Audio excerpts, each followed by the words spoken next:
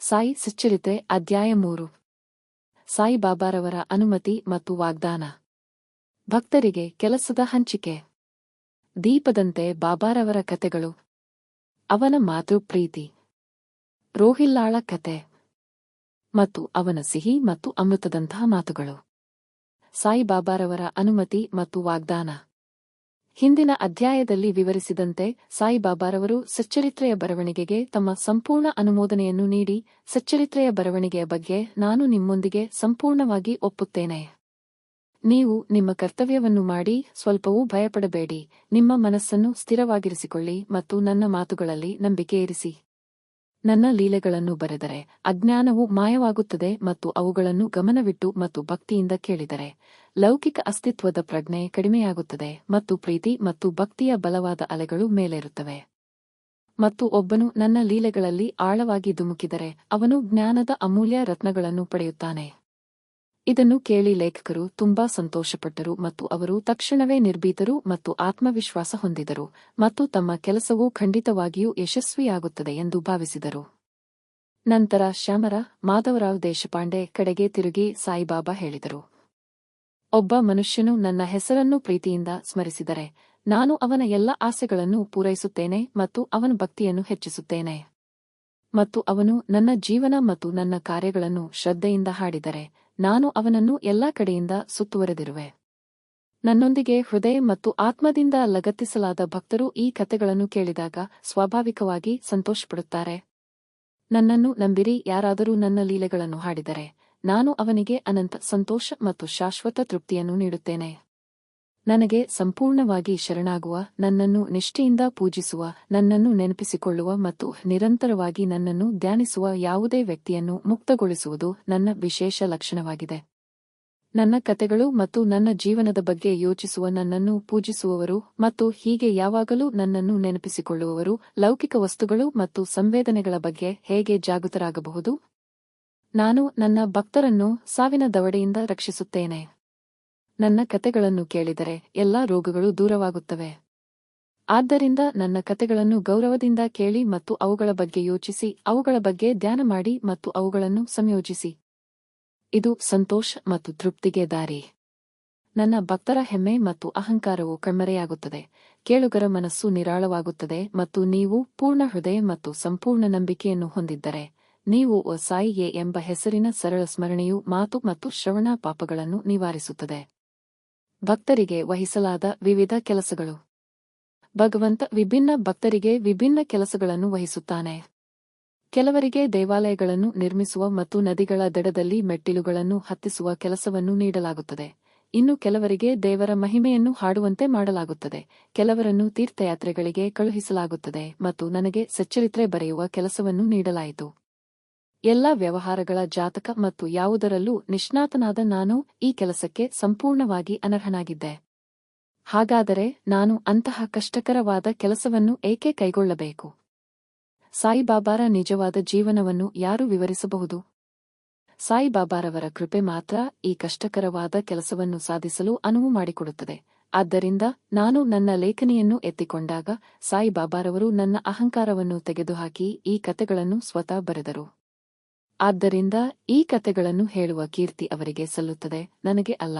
ಹುಟ್ಟಿನಿಂದಲೇ ಬ್ರಾಹ್ಮಣನಾಗಿದ್ದರೂ ನನಗೆ ಶ್ರುತಿ ಬಹಿರಂಗಪಡಿಸಲ್ಪಟ್ಟದ್ದು ಮತ್ತು ಸ್ಮೃತಿ ಸಾಮಾನ್ಯವಾಗಿ ನೆನಪಿನಲ್ಲಿರುವುದು ಎಂಬ 2 ಕಣ್ಣುಗಳು, ಆಧ್ಯಾತ್ಮಿಕ ದೃಷ್ಟಿ ಇರಲಿಲ್ಲ ಮತ್ತು ಆದ್ದರಿಂದ ಸಚ್ಚರಿತ್ರೆ ಬರೆಯಲು ನನಗೆ ಸಾಧ್ಯವಾಗಲಿಲ್ಲ.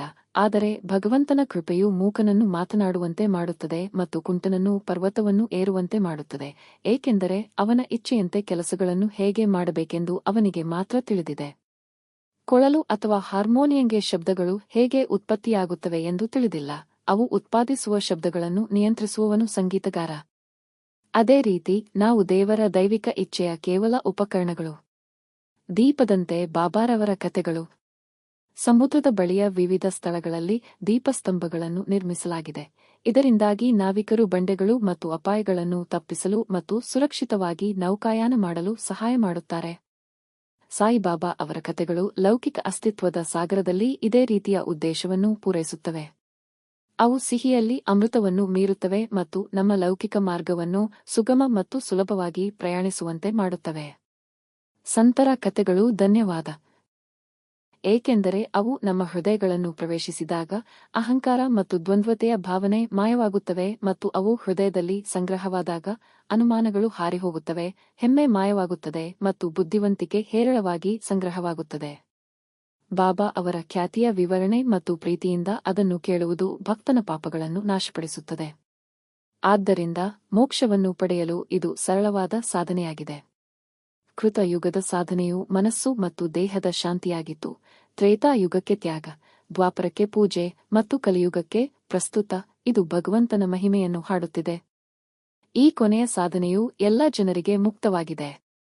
ಇತರ ಸಾಧನೆಗಳಾದ ಯೋಗ, ಯಜ್ಞ, ತ್ಯಾಗ, ಧ್ಯಾನ ಮತ್ತು ಧಾರಣ, ಏಕಾಗ್ರತೆ, ಅಭ್ಯಾಸ ಮಾಡುವುದು ತುಂಬಾ ಕಷ್ಟ. ಆದರೆ ಭಗವಂತನ ಸಾಯಿ ಬಾಬಾ ಮಹಿಮೆಯ ಬಗ್ಗೆ ಹಾಡುವುದು ಮತ್ತು ಕೇಳುವುದು ತುಂಬಾ ಸುಲಭ. ನಾವು ನಮ್ಮ ಗಮನವನ್ನು ಅವರ ಕಡೆಗೆ ತಿರುಗಿಸಬೇಕು.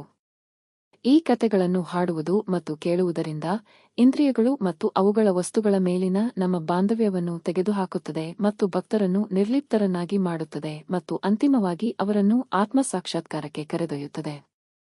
ಈ ಉದ್ದೇಶಕ್ಕಾಗಿ ಸಾಯಿಬಾಬಾ ನನ್ನನ್ನು ತಮ್ಮ ಕಥೆಗಳಾದ ಸತ್ಯಚರಿತಾಮೃತವನ್ನು ಬರೆಯುವಂತೆ ಮಾಡಿದರು. ಭಕ್ತರು ಈಗ ಸಾಯಿಬಾಬಾರವರ ಈ ಕಥೆಗಳನ್ನು ಸುಲಭವಾಗಿ ಓದಬಹುದು ಮತ್ತು ಕೇಳಬಹುದು ಮತ್ತು ಹಾಗೆ ಮಾಡುವಾಗ ಅವರ ರೂಪವನ್ನು ಧ್ಯಾನಿಸಬಹುದು. ಆ ಮೂಲಕ ಅವರು ತಮ್ಮ ಗುರು ಮತ್ತು ದೇವರಿಗೆ ಸಾಯಿಬಾಬಾ ಭಕ್ತಿಯನ್ನು ಪಡೆಯುತ್ತಾರೆ ಮತ್ತು ನಿರ್ಲಿಪ್ತತೆ ಮತ್ತು ಆತ್ಮ ಸಾಕ್ಷಾತ್ಕಾರವನ್ನು ಸಹ ಪಡೆಯುತ್ತಾರೆ. ಈ ಕೃತಿಯ ತಯಾರಿ ಮತ್ತು ಬರವಣಿಗೆಯಲ್ಲಿ ನನ್ನನ್ನು ಕೇವಲ ಸಾಧನವಾಗಿ ಬಳಸಿಕೊಂಡು ಎಲ್ಲವನ್ನೂ ಸಾಧಿಸಿದ್ದು ಸಾಯಿಬಾಬಾರ ಅನುಗ್ರಹ. ಸಾಯಿಬಾಬಾರವರ ಮಾತೃ ಪ್ರೀತಿ. ಹಸು ತನ್ನ ಮರಿಯನ್ನು ಎಷ್ಟು ಪ್ರೀತಿಸುತ್ತದೆಂದು ಎಲ್ಲರಿಗೂ ತಿಳಿದಿದೆ. ಅದರ ಕೆಚ್ಚಲು ಯಾವಾಗಲೂ ತುಂಬಿರುತ್ತದೆ ಮತ್ತು ಕರು ಹಾಲು ಬಯಸಿ ಕೆಚ್ಚಲಿನ ಬಳಿ ಬಂದಾಗ ಹಾಲು ನಿರಂತರ ಹರಿವಿನಲ್ಲಿ ಹೊರಬರುತ್ತದೆ. ಅದೇ ರೀತಿ ಮಾನವ ತಾಯಿಯು ತನ್ನ ಮಗುವಿನ ಅಗತ್ಯಗಳನ್ನು ತಿಳಿದಿದ್ದಾಳೆ ಮತ್ತು ಸಮಯಕ್ಕೆ ಸರಿಯಾಗಿ ಅದಕ್ಕೆ ಆಹಾರವನ್ನು ನೀಡುತ್ತಾಳೆ. ಮಗುವಿಗೆ ಬಟ್ಟೆ ಹಾಕುವ ವಿಷಯಕ್ಕೆ ಬಂದಾಗ ತಾಯಿ ಇದನ್ನು ಚೆನ್ನಾಗಿ ಮಾಡಲಾಗುತ್ತದೆ ಎಂದು ಖಚಿತಪಡಿಸಿಕೊಳ್ಳಲು ವಿಶೇಷ ಕಾಳಜಿ ವಹಿಸುತ್ತಾಳೆ. ಮಗುವಿಗೆ ಇದರ ಬಗ್ಗೆ ಏನೂ ತಿಳಿದಿಲ್ಲ, ಆದರೆ ತನ್ನ ಮಗು ಸುಂದರವಾಗಿ ಧರಿಸಿರುವುದನ್ನು ನೋಡಿದಾಗ ತಾಯಿಯ ಸಂತೋಷಕ್ಕೆ ಮಿತಿಯಿಲ್ಲ. ತಾಯಿಯ ಪ್ರೀತಿ ವಿಶಿಷ್ಟ, ಅಸಾಧಾರಣ, ನಿರಾಸಕ್ತಿ ಮತ್ತು ಯಾವುದೇ ಹೋಲಿಕೆಯಿಲ್ಲ. ಸದ್ಗುರುಗಳು ತಮ್ಮ ಶಿಷ್ಯರ ಬಗ್ಗೆ ಈ ತಾಯಿಯ ಪ್ರೀತಿಯನ್ನು ಅನುಭವಿಸುತ್ತಾರೆ ಮತ್ತು ಸಾಯಿಬಾಬಾರವರು ನನ್ನ ಬಗ್ಗೆ ಅದೇ ಪ್ರೀತಿಯನ್ನು ಹೊಂದಿದ್ದರು. ಇದಕ್ಕೆ ಒಂದು ಉದಾಹರಣೆ ಇಲ್ಲಿದೆ. 1916ರಲ್ಲಿ ನಾನು ಸರ್ಕಾರಿ ಸೇವೆಯಿಂದ ನಿವೃತ್ತಿ ಹೊಂದಿದೆ. ನನ್ನ ಪ್ರಕರಣದಲ್ಲಿ ಇತ್ಯರ್ಥವಾದ ಪಿಂಚಣಿ ನನ್ನ ಕುಟುಂಬವನ್ನು ಯೋಗ್ಯವಾಗಿ ನಿರ್ವಹಿಸಲು ಸಾಕಾಗಲಿಲ್ಲ. ಆ ವರ್ಷದ ಗುರು ಪೂರ್ಣಿಮೆಯ ದಿನದಂದು ನಾನು ಇತರ ಕೆಲವು ಭಕ್ತರೊಂದಿಗೆ ಶಿರ್ಡಿಗೆ ಹೋದೆ. ಅಲ್ಲಿ ಶ್ರೀ ಅಣ್ಣಾ ಚಿಂಚಣಿಕರ್ ಅವರು ಸ್ವಂತ ಇಚ್ಛೆಯಿಂದ ಬಾಬಾ ಅವರನ್ನು ನನಗಾಗಿ ಪ್ರಾರ್ಥಿಸಿದರು. ದಯವಿಟ್ಟು ಅವರನ್ನು ದಯೆಯಿಂದ ನೋಡಿಕೊಳ್ಳಿ. ಅವರಿಗೆ ಸಿಗುವ ಪಿಂಚಣಿ ಸಾಕಷ್ಟು ಸಾಕಾಗುವುದಿಲ್ಲ ಮತ್ತು ಅವರ ಕುಟುಂಬವು ಬೆಳೆಯುತ್ತಿದೆ. ಅವರಿಗೆ ಬೇರೆ ಏನಾದರೂ ಅಪಾಯಿಂಟ್ಮೆಂಟ್ ನೀಡಿ ಅವರ ಆತಂಕವನ್ನು ತೆಗೆದುಹಾಕಿ ಮತ್ತು ಅವರನ್ನು ಸಂತೋಷಪಡಿಸಿ. ಬಾಬಾ ಉತ್ತರಿಸಿದರು, ಅವರಿಗೆ ಬೇರೆ ಕೆಲಸ ಸಿಗುತ್ತದೆ, ಆದರೆ ಈಗ ಅವರು ನನ್ನ ಸೇವೆ ಮಾಡಬೇಕು ಮತ್ತು ಸಂತೋಷವಾಗಿರಬೇಕು. ಅವರ ಭಕ್ಷ್ಯಗಳು ಯಾವಾಗಲೂ ತುಂಬಿರುತ್ತವೆ ಮತ್ತು ಎಂದಿಗೂ ಖಾಲಿಯಾಗಿರುತ್ತವೆ.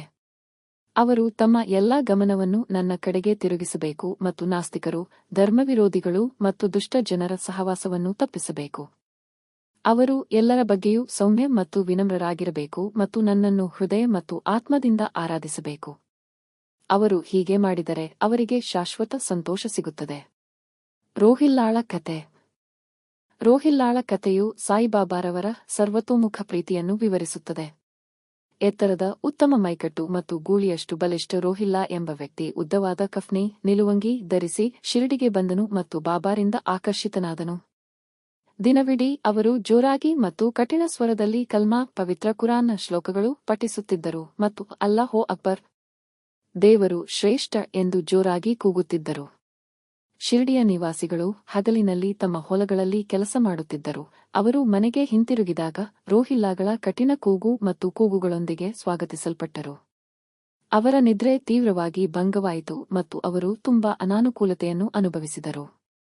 ಅವರು ಕೆಲವು ದಿನಗಳವರೆಗೆ ಮೌನವಾಗಿ ಬಳಲುತ್ತಿದ್ದರು ಮತ್ತು ಅವರು ಇನ್ನು ಮುಂದೆ ಅದನ್ನು ಸಹಿಸಲಾರದಿದ್ದಾಗ ಅವರು ಬಾಬಾರ ಬಳಿಗೆ ಬಂದು ರೋಹಿಲ್ಲಾಗಳೊಂದಿಗೆ ಮಾತನಾಡಿ ತೊಂದರೆಯನ್ನು ನಿಲ್ಲಿಸುವಂತೆ ಕೇಳಿಕೊಂಡರು. ಬಾಬಾ ಅವರ ದೂರನ್ನು ಗಮನಿಸಲಿಲ್ಲ. ಇದಕ್ಕೆ ವಿರುದ್ಧವಾಗಿ ಬಾಬಾ ಗ್ರಾಮಸ್ಥರನ್ನು ತರಾಟೆಗೆ ತೆಗೆದುಕೊಂಡು ತಮ್ಮ ಸ್ವಂತ ವ್ಯವಹಾರವನ್ನು ನೋಡಿಕೊಳ್ಳುವಂತೆ ಕೇಳಿಕೊಂಡರು. ರೋಹಿಲ್ಲಾಗೆ ತುಂಬಾ ಕೆಟ್ಟ ಹೆಂಡತಿ ಇದ್ದಳು. ಅಂಟಿಪ್ಪಿ ಅವಳು ಒಳಗೆ ಬಂದು ರೋಹಿಲ್ಲಾಗೆ ತೊಂದರೆ ನೀಡಲು ಪ್ರಯತ್ನಿಸಿದಳು ಎಂದು ಅವರು ಅವರಿಗೆ ಹೇಳಿದರು. ಆದರೆ ರೋಹಿಲ್ಲಾಗಳ ಪ್ರಾರ್ಥನೆಯನ್ನು ಕೇಳಿ ಅವಳು ಅವನಿಗೆ ತೊಂದರೆ ನೀಡಲು ಧೈರ್ಯ ಮಾಡಲಿಲ್ಲ. ವಾಸ್ತವವಾಗಿ ರೋಹಿಲ್ಲಾಗೆ ಹೆಂಡತಿ ಇರಲಿಲ್ಲ ಮತ್ತು ಅವನ ಹೆಂಡತಿಯಿಂದ ಬಾಬಾ ಎಂದರೆ ಕೆಟ್ಟ ಆಲೋಚನೆಗಳು. ಬಾಬಾ ದೇವರಿಗೆ ಪ್ರಾರ್ಥನೆ ಮತ್ತು ಅಳಲು ಬೇರೆ ಯಾವುದಕ್ಕಿಂತ ಹೆಚ್ಚು ಇಷ್ಟಪಟ್ಟಿದ್ದರಿಂದ ಅವರು ರೋಹಿಲ್ಲಾಗಳ ಪರವಾಗಿ ನಿಂತು ಗ್ರಾಮಸ್ಥರನ್ನು ಕಾಯಲು ಮತ್ತು ತೊಂದರೆಯನ್ನು ಅನುಭವಿಸಲು ಕೇಳಿಕೊಂಡರು. ಅದು ಕಾಲಾನಂತರದಲ್ಲಿ ಕಡಿಮೆಯಾಗುತ್ತದೆ. ಬಾಬಾರವರ ಸಿಹಿ ಮತ್ತು ಅಮೃತದಂತಹ ಮಾತುಗಳು. ಒಂದು ದಿನ ಮಧ್ಯಾಹ್ನ ಆರತಿ ನಂತರ ಭಕ್ತರು ತಮ್ಮ ಮನೆಗಳಿಗೆ ಹಿಂತಿರುಗುತ್ತಿದ್ದಾಗ ಬಾಬಾ ಈ ಕೆಳಗಿನ ಸುಂದರವಾದ ಸಲಹೆಯನ್ನು ನೀಡಿದರು. ನೀವು ಎಲ್ಲಿ ಬೇಕಾದರೂ ಇರಿ, ನೀವು ಏನು ಬೇಕಾದರೂ ಮಾಡಿ, ಆದರೆ ಇದನ್ನು ಚೆನ್ನಾಗಿ ನೆನಪಿಡಿ, ನೀವು ಮಾಡುವ ಎಲ್ಲವೂ ನನಗೆ ತಿಳಿದಿದೆ. ನಾನು ಎಲ್ಲ ಆಂತರಿಕ ಆಡಳಿತಗಾರ ಮತ್ತು ನಾನು ಅವರ ಹೃದಯಗಳಲ್ಲಿ ಕುಳಿತಿದ್ದೇನೆ. ನಾನು ಎಲ್ಲ ಜೀವಿಗಳನ್ನು ಚಲಿಸಬಲ್ಲ ಮತ್ತು ಸ್ಥಿರವಾದ ಜಗತ್ತಿನಲ್ಲಿ ಆವರಿಸುತ್ತೇನೆ. ನಾನು ಈ ಬ್ರಹ್ಮಾಂಡದ ಪ್ರದರ್ಶನದ ನಿಯಂತ್ರಕ, ಮಾಸ್ಟರ್ ತಂತಿ ಎಳೆಯುವವನು. ನಾನು ತಾಯಿ, ಎಲ್ಲ ಜೀವಿಗಳ ಮೂಲ, 3 ಗುಣಗಳ ಸಾಮರಸ್ಯ, ಎಲ್ಲ ಇಂದ್ರಿಯಗಳ ಪ್ರೇರಕ, ಸೃಷ್ಟಿಕರ್ತ, ರಕ್ಷಕ ಮತ್ತು ವಿನಾಶಕ. ನನ್ನ ಕಡೆಗೆ ಗಮನ ಹರಿಸುವವನಿಗೆ ಏನೂ ಹಾನಿ ಮಾಡುವುದಿಲ್ಲ, ಆದರೆ ನನ್ನನ್ನು ಮರೆತವನಿಗೆ ಮಾಯೆ ಹೊಡೆಯುತ್ತದೆ ಅಥವಾ ಚಾಟಿಯೇಟು ನೀಡುತ್ತದೆ. ಎಲ್ಲಾ ಜೀವಿಗಳು, ಗೋಚರಿಸುವ, ಚಲಿಸಬಲ್ಲ ಮತ್ತು ಸ್ಥಿರವಾದ ಜಗತ್ತು, ನನ್ನ ದೇಹ ಅಥವಾ ರೂಪ. ಈ ಸುಂದರ ಮತ್ತು ಅಮೂಲ್ಯವಾದ ಮಾತುಗಳನ್ನು ಕೇಳಿದ ನಾನು ನನ್ನ ಮನಸ್ಸಿನಲ್ಲಿ ಇನ್ನು ಮುಂದೆ ನನ್ನ ಗುರುಗಳ ಸೇವೆಯನ್ನು ಮಾತ್ರ ಮಾಡಲು ನಿರ್ಧರಿಸಿದೆ. ಆದರೆ ಅಣ್ಣಾ ಚಿಂಚಣಿಕರ್ ಅವರ ಪ್ರಶ್ನೆಗೆ ಇದು ನಿಜವಾಗಿಯೂ ನನ್ನ ಪ್ರಶ್ನೆಯಾಗಿತ್ತು. ಬಾಬಾ ನೀಡಿದ ಉತ್ತರವು ನನ್ನನ್ನು ತುಂಬಾ ಚಿಂತೆಗೀಡು ಮಾಡಿತು. ಭವಿಷ್ಯದ ಘಟನೆಗಳು ತೋರಿಸಿದಂತೆ ಬಾಬಾ ಅವರ ಮಾತುಗಳು ನಿಜವಾಯಿತು ಮತ್ತು ನನಗೆ ಸರ್ಕಾರಿ ಕೆಲಸ ಸಿಕ್ಕಿತು, ಆದರೆ ಅದು ಅಲ್ಪಾವಧಿಯದ್ದಾಗಿತ್ತು. ನಂತರ ನಾನು ಸ್ವತಂತ್ರನಾದೆ ಮತ್ತು ನನ್ನ ಗುರುಗಳಾದ ಸಾಯಿಬಾಬಾ ಅವರ ಸೇವೆಗೆ ಸಂಪೂರ್ಣವಾಗಿ ನನ್ನನ್ನು ಅರ್ಪಿಸಿಕೊಂಡೆ.